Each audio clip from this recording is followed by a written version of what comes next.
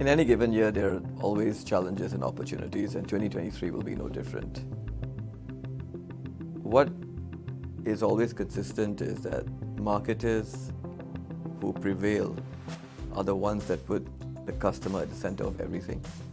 So the three, I guess, key trends that I will talk about actually, again, involve the customer.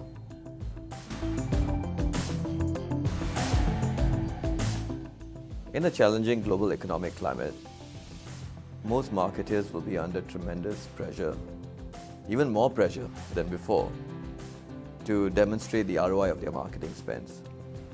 So invariably, many of them will start to think that I should shift more of my spends towards mid to lower funnel activities to demonstrate growth as well as efficiencies.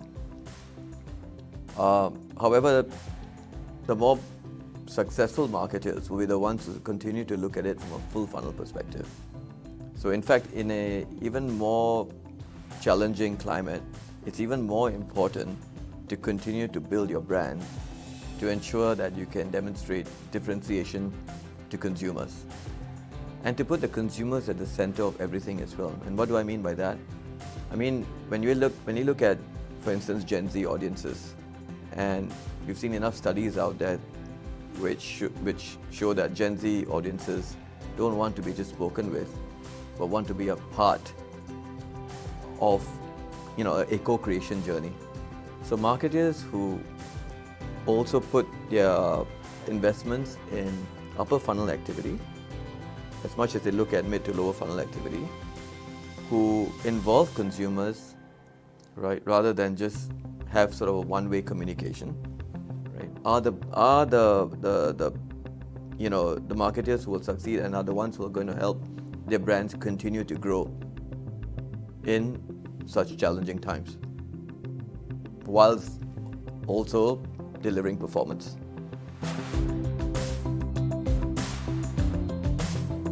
We can also expect new or more solutions that harness the combined power of transformative technologies to be born or scale.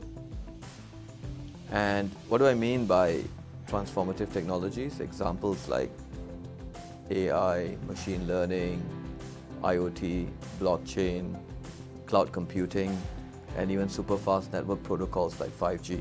So the magic in this lies not just in these technologies on their own, but when two or more of these technologies combine together to give birth to new solutions. And why is this important?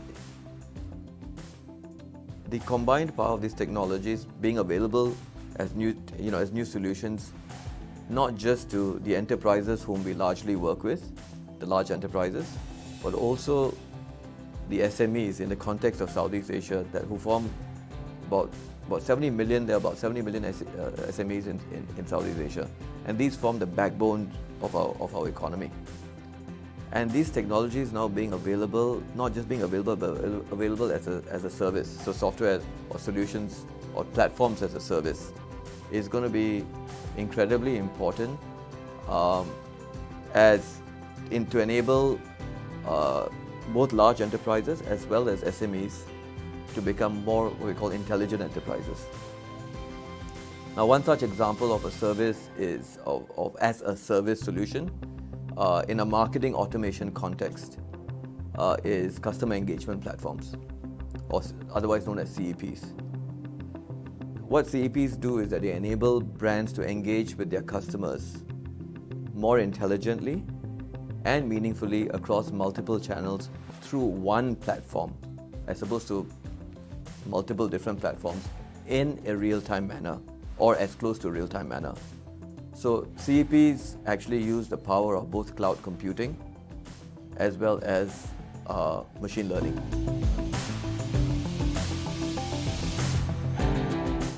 There clearly exists a gap between saying and doing when it comes to ESG or sustainability. In a recent report by Google, Temasek and Bain, 40% of Southeast Asia consumers who were surveyed said that they care about sustainability, yet only about 3 to 15% acted on those intentions in terms of their purchase of sustainable food products. What this means is that there'll be even more pressure on companies to translate their intent into more policy and processes to enable consumers to actually bridge that say-do gap through their various, actions, their activities, the way they embed, technology in the process. So, for instance, in the last mile of a journey of purchasing a product or a service, where a consumer is able to essentially make a contribution towards regenerative action when they're purchasing that product or a service. So there are many ways that they can do this, but companies will be under more pressure to actually help really bridge that say-do gap.